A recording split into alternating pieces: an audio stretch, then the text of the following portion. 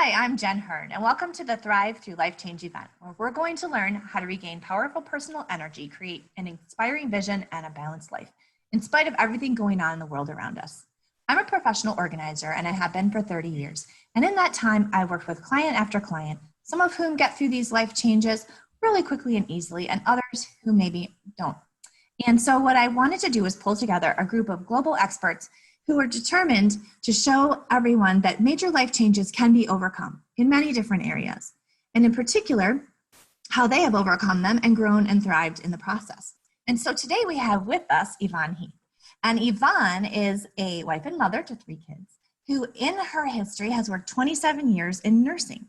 And during that time, she became really disheartened with society's reluctance to prepare for grief and life's challenges surrounding people's passing.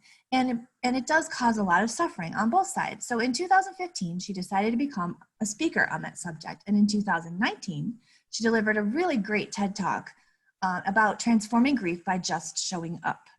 So Yvonne is helping people to prepare before, and then also brings heart and humor to grief, death, and dying. And she's really changing the way people perceive that. And so welcome, Yvonne. We're so glad to have you here. It can seem like a heavy topic, but I can tell by your background, you're ready for it. Well, you know what? I figure it's already serious enough.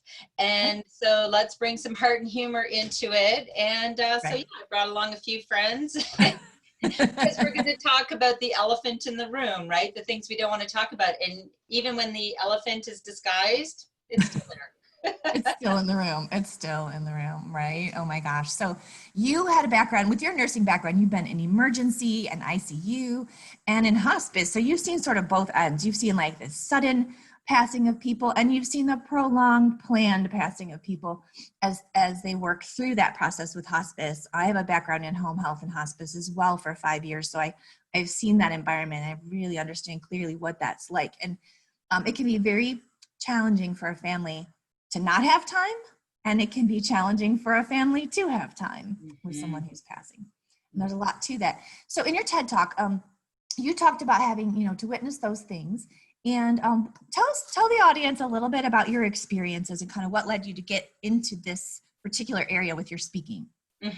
So making a long story short, because this is my second act career, and I took that leap of faith. At age 49, I just started to become really anxious in my career, and I had worked in chemotherapy actually for the 14 years before, and witnessed many dying processes. And I always say dying because I want people to, the words grief and death and dying are words we don't really want to use, and I want us to be comfortable with the discomfort, right? And so I was witness to and a part of many dying processes and end of life where people suffered excessively and no one had any joy, and there was no laughter, and there was just angst and sadness and fear and anger.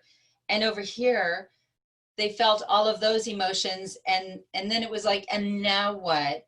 Let's create a good death. And they allowed the love and the laughter and the joy and the grief. And what I want to teach people and what I witnessed realize is that grief and joy coexist in all changes, right? In all of life's changes. And so with my own suffering, which I did for 27 years, right.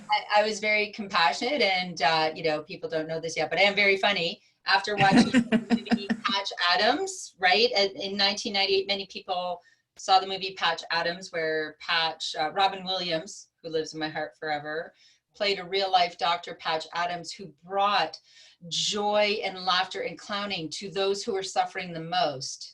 And that's hence my background, because I'm going to brag a little. I just interviewed the real life Patch Adams on my Rogers TV show. Like one of the highlights of my life. For sure. So I'm even more determined, if we talk about plan and prepare and have these conversations and normalize them, we can bring in more heart and humor and suffer less. Wouldn't that be wonderful? Definitely. Definitely. Yeah. I've seen that a little bit in my organizing career, because I've had families where they know an individual is ailing and they're going to pass, and I've had families that are caught by surprise. And I will say that the ones that have had time to plan, it's been really interesting to see the ones that could bring some joy to the situation. And I'm just thinking of one in particular. It was a gentleman who was he was actually an estate planner by trade, so I think he knew, right, because he's dealt with a lot of people in the same scenario. And he was ailing, and he had a lot of his wife's things to take care of as well. And he's like, I really want to be a good steward of these things as I'm passing away. This will bring me joy as I'm going through this process. And so we were working on dispersing his things and her things and whatnot. And we had her beautiful hats, and we found a theater that was doing a show that needed the hats. And so we donated it. And then he went to the show. His daughter took him in his wheelchair, and he got to watch all of her hats in the show. And it brought him so much joy, and he was so tickled. But we found a way that he could, be a part of it even in his current state. They made a special spot for him to sit. And it was just really neat. The community theater did it, but and they entered everything into their collection to use on an ongoing basis, so he could feel joy with that and feel that, he parted with things. I mean, he had like things from Notre Dame where he went, and we found the local chapter of the Alumni Association, and they came by and sat down and talked to him for hours. And, he passed on some things because he was in like Regis Philbin's class, so he had like yearbooks with Regis in it. So, and we were like so tickled, Yeah. Yeah. But all of that contributes to then that going through that process in a joyful way. And I think people forget about that. They just get caught up in like you said, the angst of it. And there is a plan. If you're granted time, that's such a gift where you can really, find some joy in the things you've accumulated, or, from my side of things, and simplify, live simply. And, as you're going through. And so anyway, that's just my little spiel about it. But it was really interesting to watch compared to people who don't think that way. Mm-hmm. And I really want to honor that, because I think that is an amazing way to process your hospice process. Oh my goodness. It's a beautiful story, and thank you for sharing it. And it's interesting because in 2015, the first thing I did was, I became very anxious in my career, and I'm saying we don't normalize conversations about grief, death, and dying. We don't understand grief as a normal process in life. Not only experience that end of life, but throughout life, right? And so I wrote my book, Love Your Life to Death. And I sat at this very computer and I said, I'm going to write this book. This is crazy. There was a pop-up on Facebook, how to write a best-selling book. I went, oh my goodness, honey, that's it. I'm going to leave my nursing career and write a book. No experience, had never occurred to me before. So here's another message to everyone. If you have something, an inner voice or passion, go for it. It doesn't have to make sense. It made no sense for me to write a book. I wasn't a writer. And to become a speaker, I took a 0 in college, in high school and college, instead of speaking in front of my class because I was so terrified. Oh yeah. So from that to TED Talk, I feel like if I can do it, anyone can do it. That's huge. Yeah, but one of the first stories that I heard when I said I want to interview people, and I ended up interviewing people ages 11 to 101. Oh, wow. My book, and sharing their beautiful stories. And one of the first ones was my friend Sue talked about her dad who lost his sight at age 18 and proceeded to have a very beautiful, full life. He planned his life well, and he planned his end of life well. So and I have to go back to something, it was like an aha moment when you said, if we have time, right? Because generally there is opportunity in the dying process, but people don't even think about end of life until we're there. But we all have the opportunity to make all those plans. Mm-hmm. If we talk about plan and prepare before, right? I want to normalize that when we become an adult, just think we can normalize anything. And if we prepare well for end of life, don't you think that we would have better coping skills and strategies to deal with the rest of life's grief? Yeah. Right? So let's normalize it. You become an adult, you do an end of life plan. Are you a registered organ donor? And you update it throughout your life. Yeah. So those plans would always be in place, and we just update instead of waiting until someone is dying and we're already grieving and heartsick. Yeah. And leaving that to other people. In Sweden, they had that process called death cleaning, which as you become older, you reduce your things that you have in your home so that you don't leave it to your family. It's a terrible, to some people, you know, terrible sounding name, but the process is there. They normalized it. They said, as you age, this is what you do. This is a cultural process. And they've built that in. And so, you know, I use the term kind of lighthearted and jokingly with clients, like, we're going to do some Swedish death cleaning today, you know, and just try to, right? You know, and then they're like, the what? And I'm like, oh, well, it's actually a cultural norm in some places, you know, just to bring a little global flair to the process. So they don't think I'm beautiful, you know, cuckoo. But I really think that it's important for people to realize, and this is something you just brought up and I want to come around to in your TED Talk. You mentioned that grief happens in a lot of different things, right? It happens in a loss or a transition or a change. Let's unpack that a little bit, because there's a lot of different types of grief too, not just death and dying grief. Absolutely. And I think that if we want to prevent mental health issues, physical health issues, let's normalize these conversations with our children, teens, and throughout life. Right. In the fact that grief is a part of this journey, and it is our mental, physical, and emotional reaction to loss, transitions, and change. It's in whatever makes your heart ache: divorce, diagnosis, job loss, mental health issues, children leaving home, children not leaving home, you know? Right? And children coming back home. and here's the other thing, that we don't develop coping skills. We don't develop strategies. We don't have a soft landing for ourselves. Like, grief is going to be felt throughout life.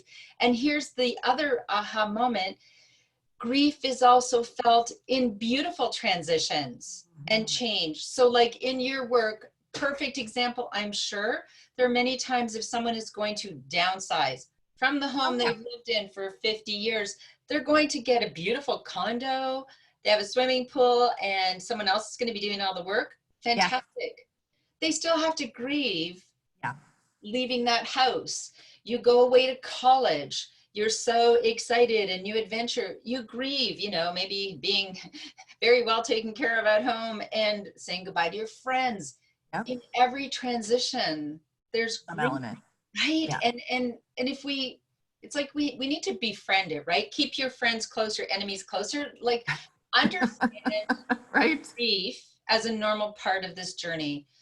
Death is also not the enemy. It is just the natural end of this journey. And we don't all die of old age, and we don't always get a warning. So imagine if we normalize these conversations, we truly could eliminate excessive suffering. And that would, we can't eliminate grief. Let's pave the way to grieving, because in feeling, acknowledging and allowing our grief and feeling it, really sitting with those hard feelings, that is what will dissipate it.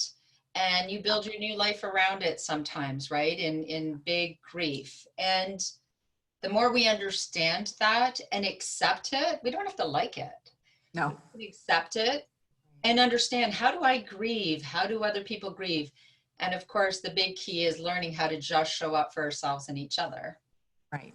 Mm-hmm. Yeah. And that concept is key. I think that it's very uncomfortable and awkward for people. And I know you've said this in your talk. Mm-hmm.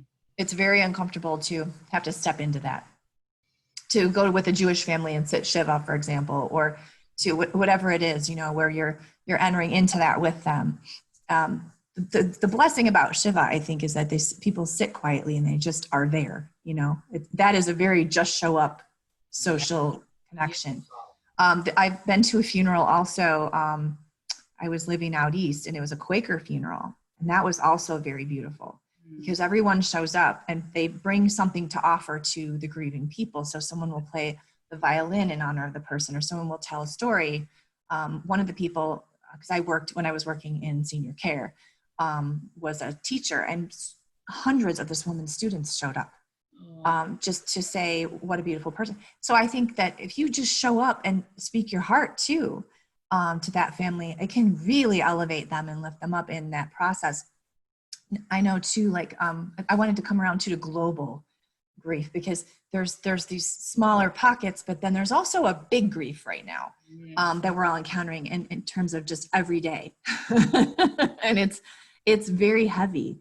and palpable. And let's talk a little bit about your feelings about that with this whole COVID situation.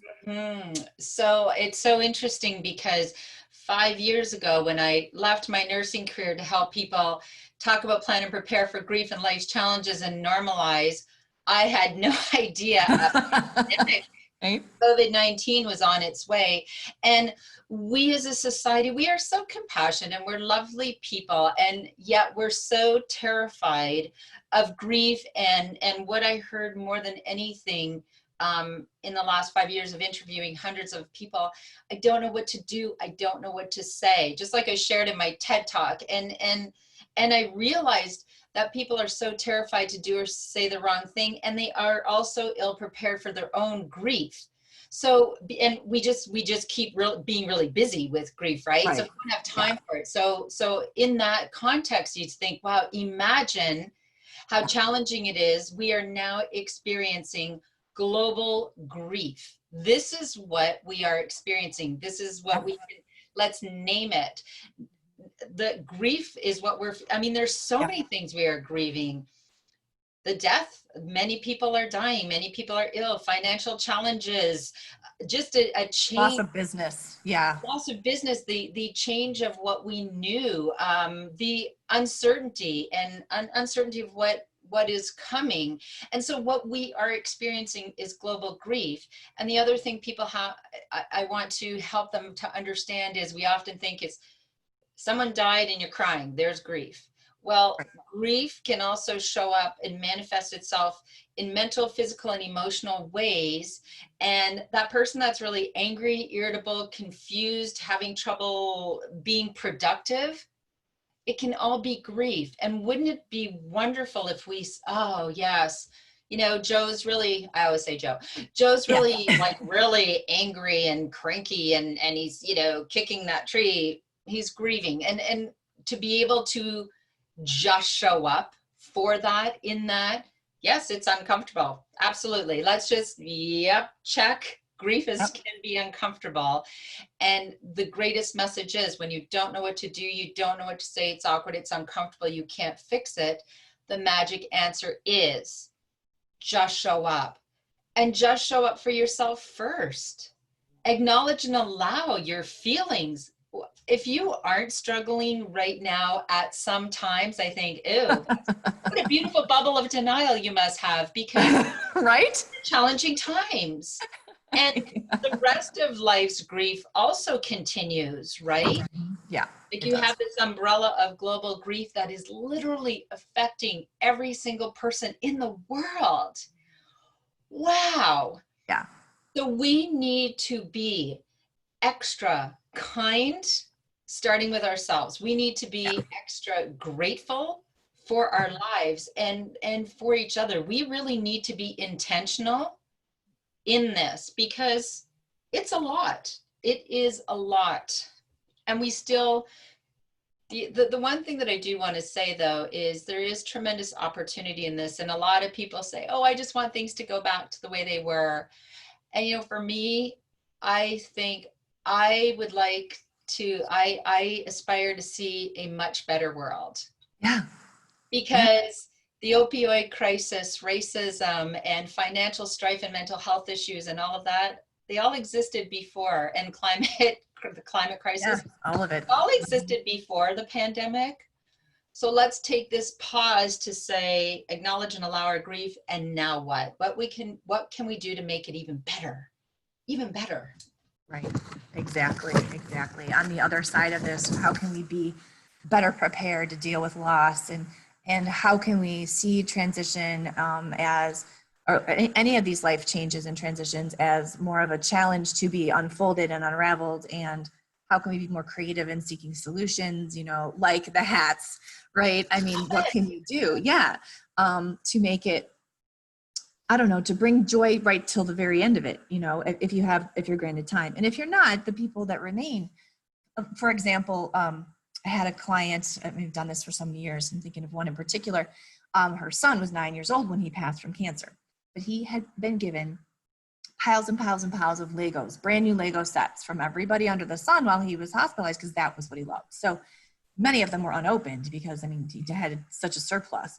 So after he passed, she took some time, and then she said, I really want to have these bring joy to another child because he loved them so much. And so we found an organization that helped, work with families of kids with special needs, et cetera, and donated through there. And it was, it brought her joy, again, as she was processing that those things could go back to another child who might be going through a similar thing. So there's ways to take the grief and take aspects of what you can do, those little pieces, and then support someone else in their process. And I think that that's important to realize too, and to not just cling on to all that stuff and have like a room filled to the gills with stuff that's not going into its higher and better use, at least from an organizer's perspective, from the material perspective, because there's a lot you can do in the material, with that process. And the emotional and the physical. Yeah, it's all time.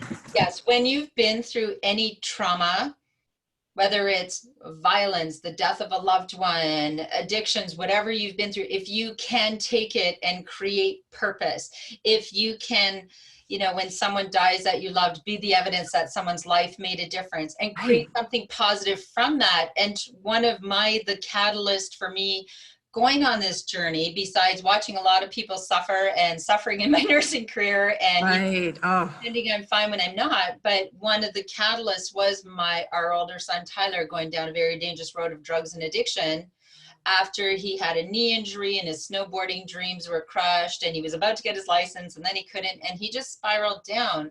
And in that moment, in 2010, I realized how ill prepared I was for grief personally and professionally, and that I didn't think I would survive a tragic ending. I literally did not think I would survive. And now I had 2 other children, twins, and what would they also lose their mother? Because we all know people who pulse, give up, but they're not living, right? They're like an empty shell because they are so immersed and stuck in their grief. And I thought it was like I hit emotional rock bottom. I need to either, thrive and survive and make a positive change or wither away. And fortunately, Tyler's doing much better, but he has had 2 friends or even more who have died in this opioid crisis. And so we continue to be the evidence that their lives made a difference. And in that, I knew that I cannot control other people. True. We are all here on our journey. So the very best thing that I can do is be the very best version of me, just show up for myself first. Because, it's like you can't help those who are poor by being poor. You can't help those who are unhappy by being unhappy. Right. So I'm going to be the very best version and be able to just show up for others any way I can. And when our boy stopped showing up for himself, we just showed up for him. We did everything we could. We loved him through it with no attachment to the outcome. Right. And that as a parent, that's hard.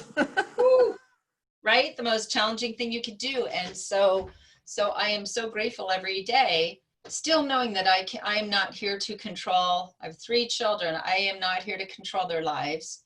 Right. We are all here as long as we're going to be here. And I want to live as joyfully, intentionally, and purposefully as possible along the way. And when I have my hard days, I have a little pity party. I have a little tear. I have a little whatever. Yeah. But I feel my feelings and I allow them. And then I say, now what? Right.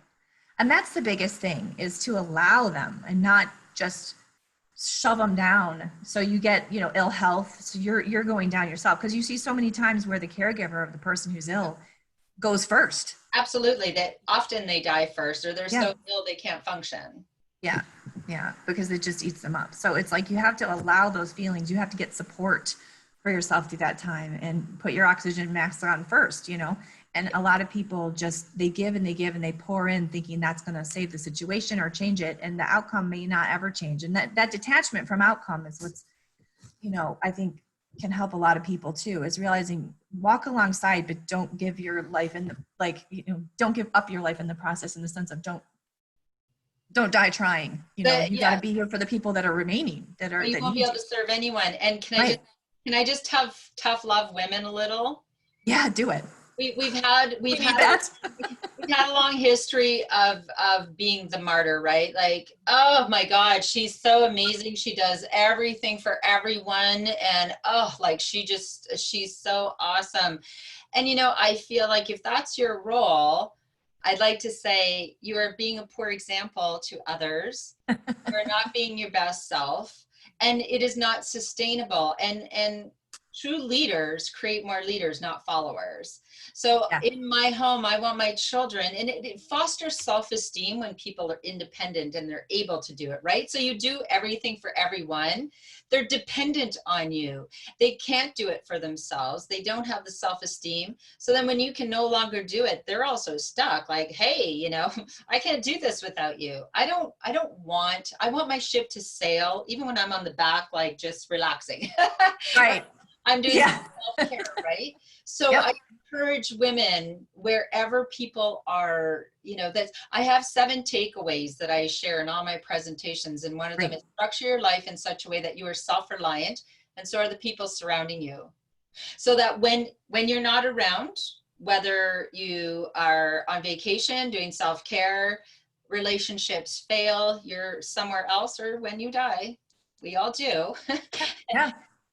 that people can go on no matter what, and we need to really restructure. So if everyone is very dependent on you, my question is, what can you do to change that? Yeah, 100%. And that's so true. I see it in a lot of my households where, they're grown children looking at the parent like, well, what are you going to do about it? And it's like, oh, no, no, no, that monkey's got to come off those parents' backs. Those kids have to pick it up at a certain point, because otherwise, let's just say they're extracted from the equation in whatever means, then yeah, everything falls apart. And that's the best gift I think anybody can leave the world, is that the people you leave behind are self-sufficient. Oh my goodness. I Absolutely. mean, really, honestly. So what are a couple, since there's 7 of those recommendations, let's talk about a couple others. What are maybe some others on that? Well, takeaway number 1, and it's the hardest, but I believe it is the essential: creating your foundation to be able to live life to the fullest, learn to grieve and support others, and have more joy in your life. Number 1 is the best time to talk about, plan, and prepare for grief, death, and dying is when we are young and healthy. Yeah, The next right. best time is now, right? The next best time is Yep. now. Let's I not wait love for that. a diagnosis. Let's not wait for a dying process, someone to be a certain age.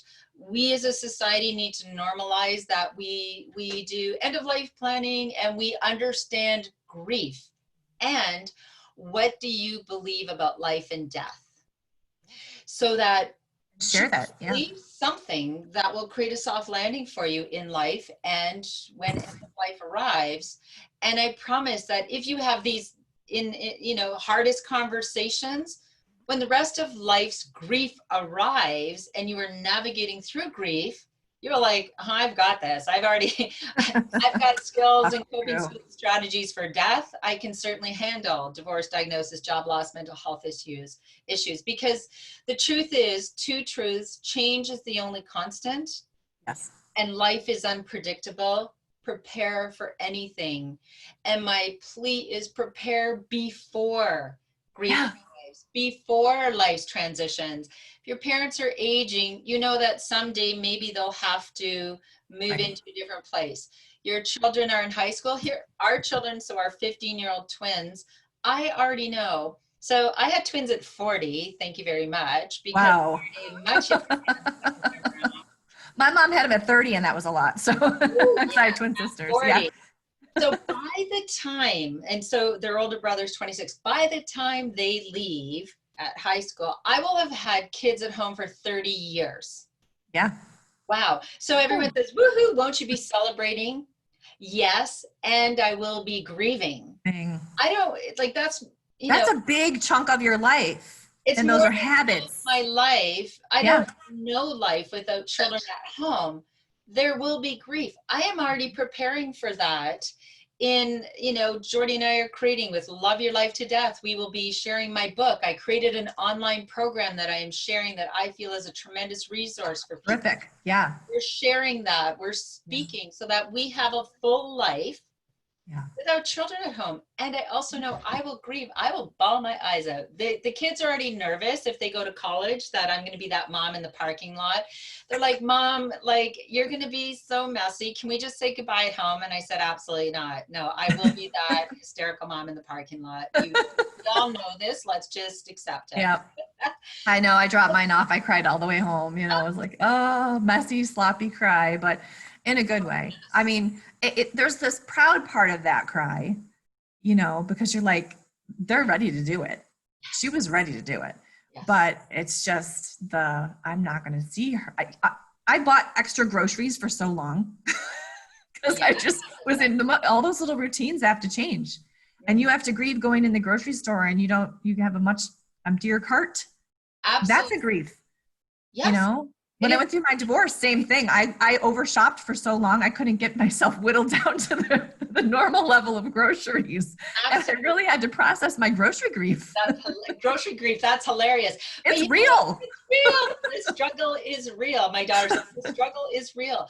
And again, in joyful situations, there's also grief. Yay, yep. Less money in groceries. Grief. Oh my gosh, look at my cupboard. It looks so empty. Where are my kids? Yeah. Where are the things they love? And so if we can talk about plan and prepare before these things arrive, if we can accept that life is unpredictable, prepare for anything, if we can accept that this global grief is here, and we can acknowledge and allow the sadness and the loss in that and the opportunity. There is more opportunity in this pause for certain meaningful conversations. Yeah. Carve out that time now. Look at how your life was. Here's a question when I am doing a keynote, and it makes me sad. I often, even in my webinars, I ask a question and I pause and I say, are you happy? And people are just like, what? I don't know. What is that? Exactly. What is that? Yeah. I don't know. And I right? say, you know what? It's time to bring more fun and joy, and your happiness matters. Yeah. And check in with yourself frequently. And if you don't know, or the answer is not really, what can you do to change that? Yeah. No one can make you happy. See, that's the other big piece. How wonderful. You can't make your children happy. You can't make your spouse happy. That is an internal job. So we all have the power to create our own happiness. No one can make you anything. That's your job. So make you great. Yeah, exactly. And that's a lifelong process in itself. Absolutely. Is finding your happy, finding your joy with your just alone, which was always the hardest thing for me, was to find happiness when I was on my own. I always needed people. Mm-hmm. And I think as I've gotten older, I've come around to where I've understood you can be perfectly content and happy. I can introvert now with the best of them. I didn't ever used to be. Right. And learning what that means and how you can do that. Yes. So important. Good for you. So I think the biggest takeaway from today has got to be, though, the just show up piece. I think that, really to bring the whole conversation around, and this is something that you're going to be also doing beneath this video.